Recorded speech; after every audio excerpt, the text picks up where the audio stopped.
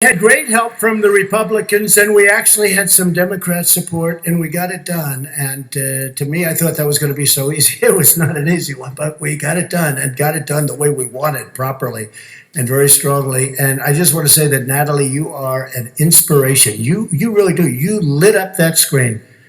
My wife watched. I said, you have to see this. It's a great invention. It's called TiVo.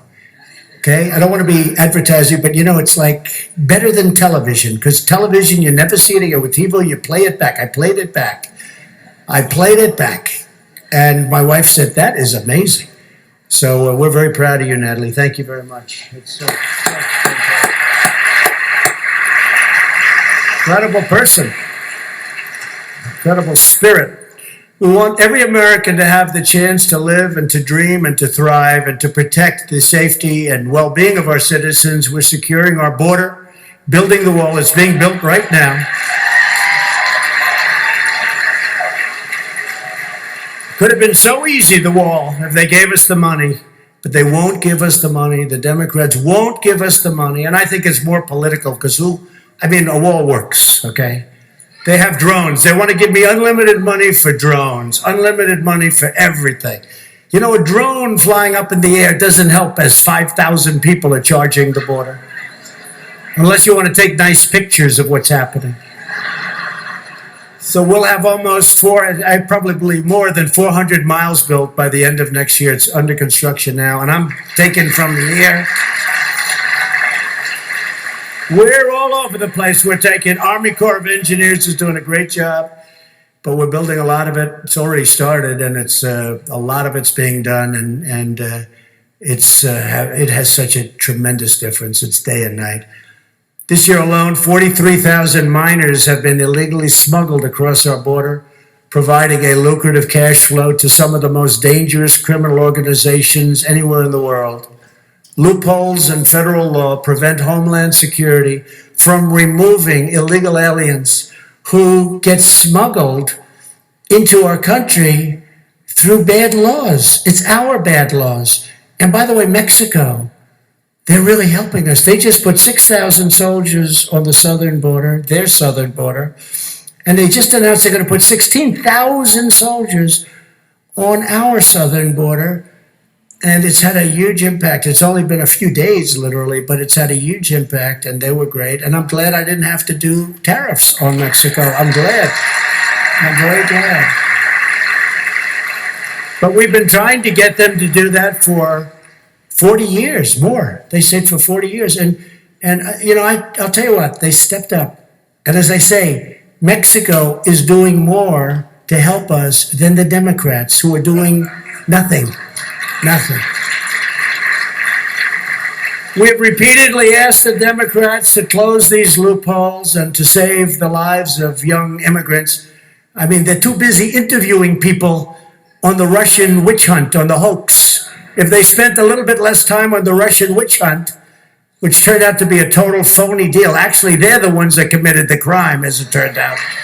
If they spent some time on that, they could solve the loophole problem in an hour. They could solve the asylum problem in an hour. And we'd have no problem whatsoever at the border. They don't want to do it. They want things to look bad. They want open borders. Open borders mean crime, means human trafficking. Human trafficking. Mostly women. Okay? Human trafficking. This is like prehistoric, a word like that, trafficking. Who would think? There's more human trafficking in the world today than there ever has been in history. Who would think that? You think of it almost as an ancient term. It's not. Because of the internet, all over the world, it's happening. Mostly women. And the Democrats don't want to fix it. Someday you'll explain this to me.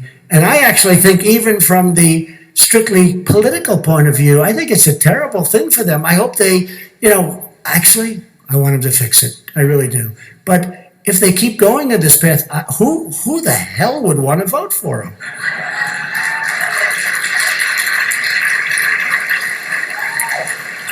But they should take a little time off, and they should go and fix the loopholes and fix asylum. And frankly, coupled with Mexico, what Mexico's doing now and stopping people from coming through Mexico, you would have a border that would be better than it's ever been. And we'll be there pretty soon in any event. And as the wall goes up, every area that we build, we pick the worst areas first, but it makes a tremendous difference. Democrats who refuse to close these smuggling loopholes are effectively supporting and promoting child endangerment and exploitation. And they're making some very, very bad people, the cartel people, rich, very rich. People are saying they're making as much money or more money with people now as they do with drugs. These are rough people and they're bad people, and we could solve it so easily. They've got to fix the loopholes and fix asylum.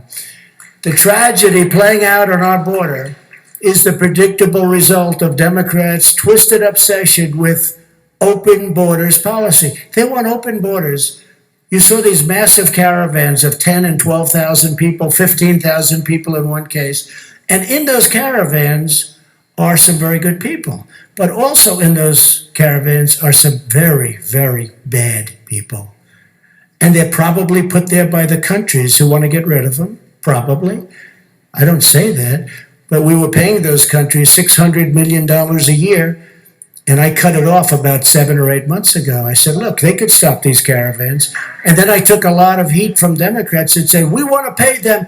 Well, maybe if they get it right, but they're doing better for us right now. If you look, Guatemala, Honduras, El Salvador, they're doing much better for us right now. We're close to a safe third agreement with Guatemala, which we appreciate. They're doing much better for us now than when we paid them. When we paid them, they were just taking our money and laughing at us. Now they'll do anything to get that money back. And if they do a great job, I think we'll maybe do that, right? Does that make sense? But $600 million a year we were paying, and we're getting nothing but disrespect. And this is for many, many years. Now I took it away. And honestly, they've been, I think, much different. But they would put bad people in those caravans. They don't want killers. They don't want murderers. They don't want people that are criminals. So let's send them to the United States. And they're not doing that anymore. And we're doing some very strong work. And again, with Mexico having 6,000 soldiers at that border, that's a tremendous deterrent, I can tell you. Democrats are solely responsible for the humanitarian crisis because they've refused every single effort to shut off the magnets of child smuggling. Hard to believe. As long as coyotes believe they can use children to evade our laws, children will continue to be endangered. When you come in with a child, our laws are so bad that you have a tremendous advantage. So you get these people, and they give them children, and they charge them for it. They walk in with a child that isn't their child. And because the Democrats have these horrible laws that were horrible many years ago, that they should have fixed a long time ago, but they don't want to do it for political reasons. But think of it. If you have a child, it's much easier to come in. And that's why we have so many children who've been so badly abused. And we're taking care of them much better than President Obama took care of them. I can tell you that. Much better. And he was the one that had separation. I'm the one that put people together. And I said, you know, when you put the families together, because separation is so bad, a lot more people are going to come up. And I was right about that. But still, the whole concept of separation is so bad. But again, fixing the laws would solve everything. And they could do it so quickly. It's so simple. They know what to do. They just don't want to do it.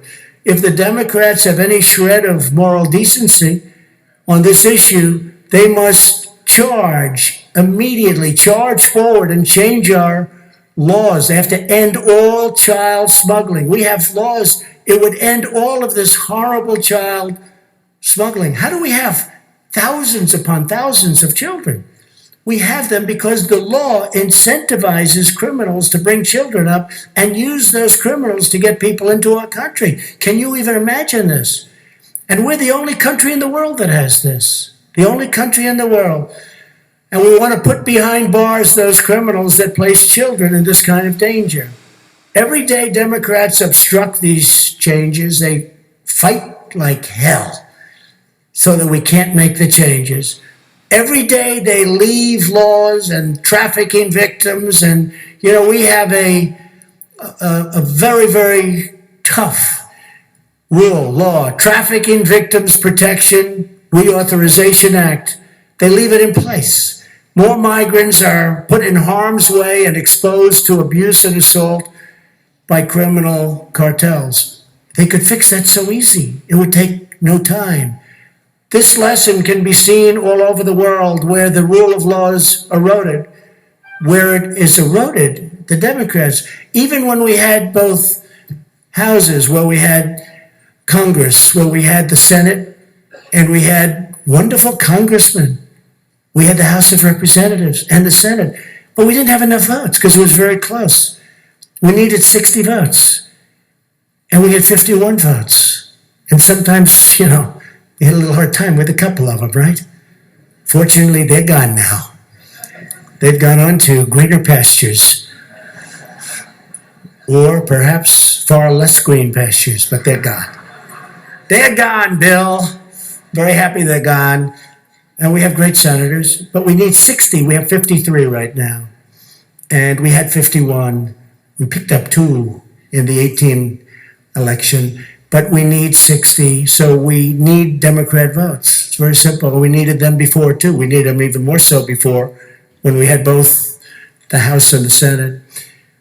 So where the door is open to smugglers and traffickers, disaster always ensues. Nonetheless, Democrats remain relentless in pushing policies to add even more incentives to the unlawful transportation of illegal alien minors across our borders. You have no idea how bad it is, and it could be fixed instantaneously by the Democrats sitting down with the Republicans. The Republicans are all in favor of it.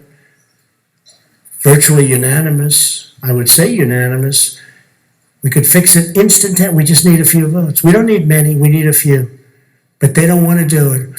And one thing I've learned in Washington, I've heard about it for years, the Democrats have lousy policies, and in many ways they're lousy politicians, but they stick together better than the Republicans stick together.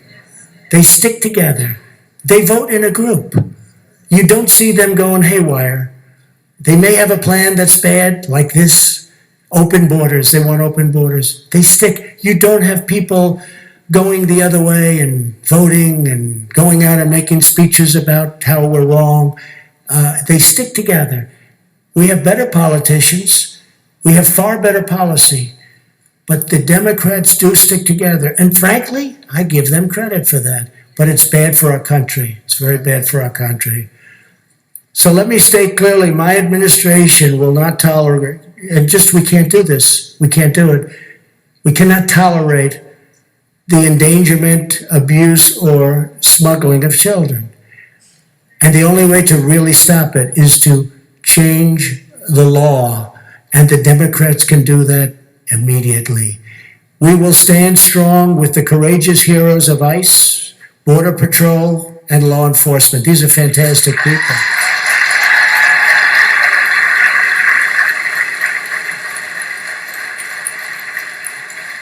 They want to get rid of ICE. ICE is these are great patriots, these are great people, but they're also tough. Sean can tell you about that. You need toughness at a certain point, Sean, right? You need physically tough, strong, tough. These are great people. Sean's a great person, but he's tough. It's okay. We need strong people. We need tough people. ICE goes into these areas where you have MS-13, and to them, it's like a day in the office. And they'll walk into the middle of a gang and they start swinging. I don't think I'd want to do it. I don't think too many people want to do it. But these are brave people. And they're great people, and they love our country. And you have some congressmen in particular, but also some Democrats, they want to get rid of ICE. I'll tell you what, you get rid of ICE, you're going to have problems, because we take MS-13 out of our country by the thousands. We take other gang members out and drop them back either into jails, which in a way I hate to do, because then we have to pay for them for 30 years. I hate to do it. But we bring them back to their countries and say, you handle them. Problem is that all of a sudden, 2 years later, you see them again, because our laws are so screwed up. To protect our nation, we're also rebuilding the United States Armed Forces like never, ever before.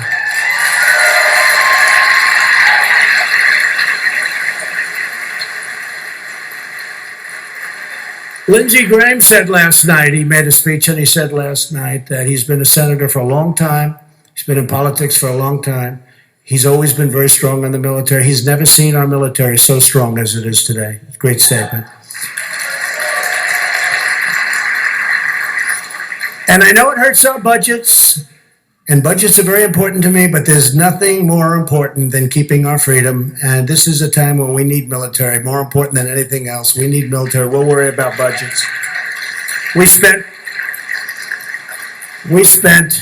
$716 billion last year and $700 billion the year before. And we had brand new fighter jets. We had jets that were so old they didn't fly. We had jets so old they had to go to the desert, to the airplane graveyards, they call them. They have graveyards of old planes. They had to go there to get parts. Now we have brand new, beautiful F-35s, F-18s. Best planes in the world. And they're all made in the USA, right? We like that. Made in the USA. And as was stated a few times, because I've seen it and heard it so much here, but I recognize the true capital of Israel and opened the American embassy in Jerusalem. Thank you.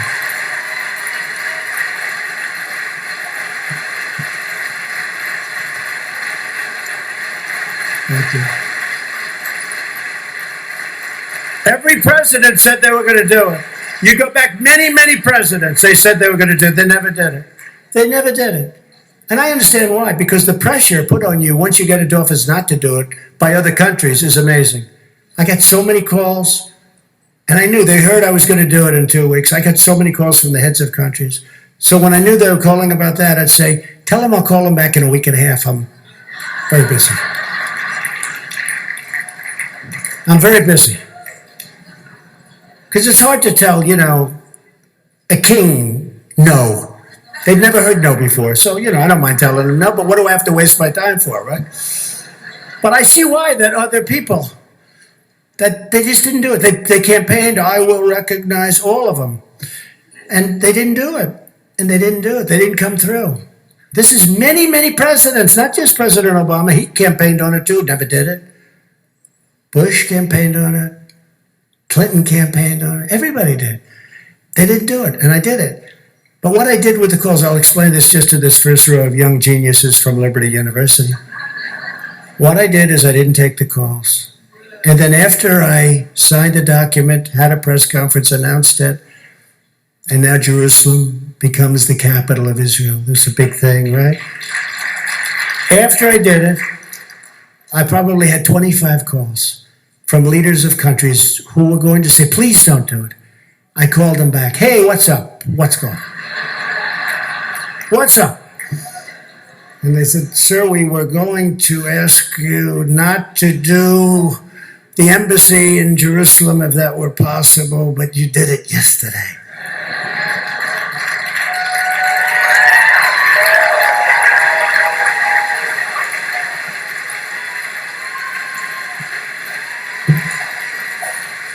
And I said to all of them, I'm sorry, I wish I got to you a little bit earlier. And this year we recognized Israel's sovereignty over the Golan Heights. That was another big thing.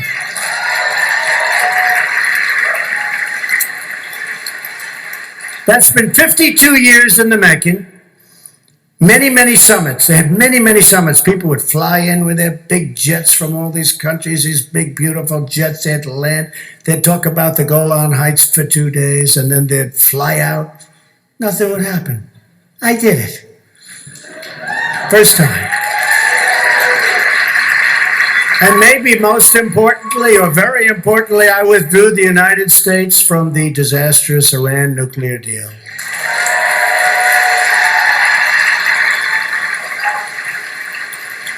Remember when they signed that deal? They're all screaming, death to the USA, death to the United States.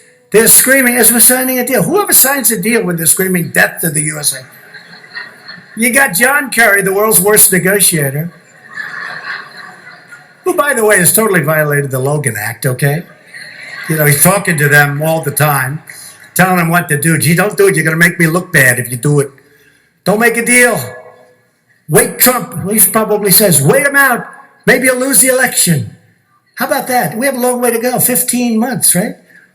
And you have a guy saying, wait him out. Maybe you'll lose the election. That's against the law. It's against the law. You can't do that. I'm supposed to be doing a good job. I tell you what, if it weren't for him, I really think they would have already been in negotiations with us, maybe even had a deal. But maybe that won't happen. And if it doesn't happen, that's fine with me. I have unlimited time as far as I'm concerned. But that was a disastrous deal. Death to America, death to Israel. Remember, they're signing it. Kerry's signing. They're screaming, death to Israel, death to America. We've imposed the toughest ever sanctions on Iran, and we added more this week.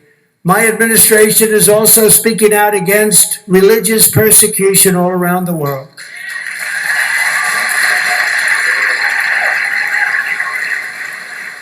We believe that every community has the right to worship in peace. In Latin America, we support the people of Cuba and Nicaragua and Venezuela in their righteous struggle for freedom. A lot of progress, too.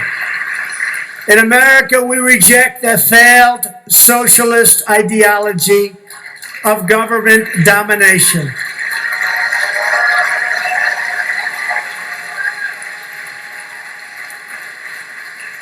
You'll end up with another Venezuela right here, and it won't take long. Our rights don't come from politicians, they come from the Creator. America was not built by bureaucrats. America was built by innovators and entrepreneurs, pioneers and pastors and ministers and priests and families and factory workers and rabbis and dreamers and doers. Our destiny is not written in Washington, it's written in our hearts. We know that faith and prayer, not federal regulation, defines the moral character of our country. We know that. We know that families and churches, not government officials, know best how to create strong and loving communities. That's why I want our pastors and our clergy telling us what they think. I want to hear from them. I don't want them to be held up in making a statement. I want to hear from those people. Those are the people you want most to hear from, perhaps even more so than your president, but maybe not. I don't know. You tell me. But I want to hear from them. I don't want them to be hurt or harmed or taxed because they're giving their views. Those are the views I want to hear. Above all else, we know this. In America, we don't worship government, we worship God.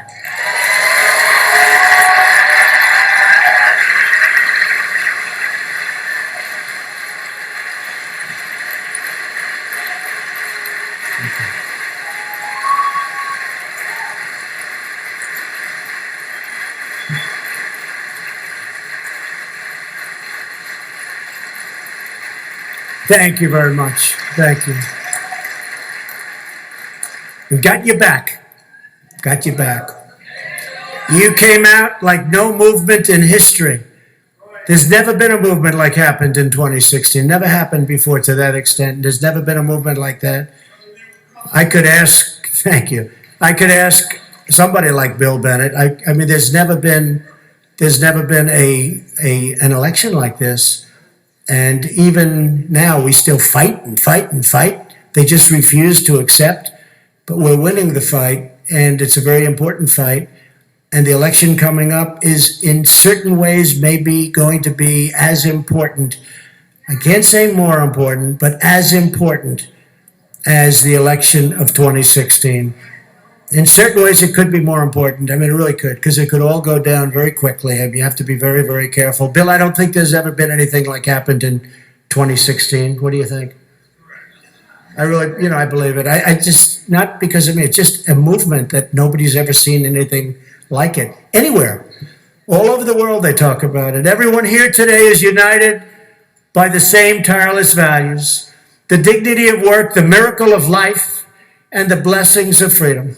Every day of my presidency, we fight on behalf of hardworking citizens who pay their taxes, follow our laws, raise our children, protect our communities, and make this the greatest nation ever to exist on the face of the earth. And today, I honestly believe it's greater than it's ever been before.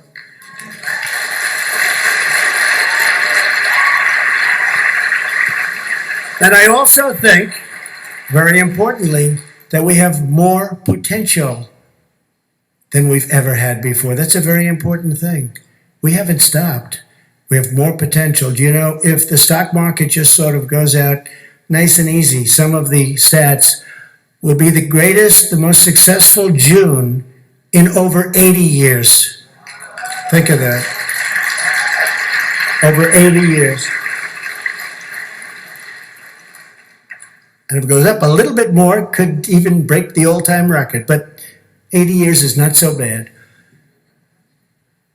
The choice of our future has never been clearer. The radical left offers a vision of socialism, censorship, high taxes, open borders, and extreme late-term abortion. Our movement is about lifting up all Americans. We're fighting for the American worker, we're fighting for the American family, and we're fighting for the American dream. With your help, our nation will prosper in the fullness of faith and the glory of liberty. Our families will be strong, our children will be free, our country will be safe, and America will forever remain one proud nation under God. Together with the love, the prayers, and devotion of everyone in this room, and the millions and millions of patriots all across our land, we will make America great again for all Americans, greater than ever before. Thank you, God bless you, and God bless America. Thank you very much. Thank you.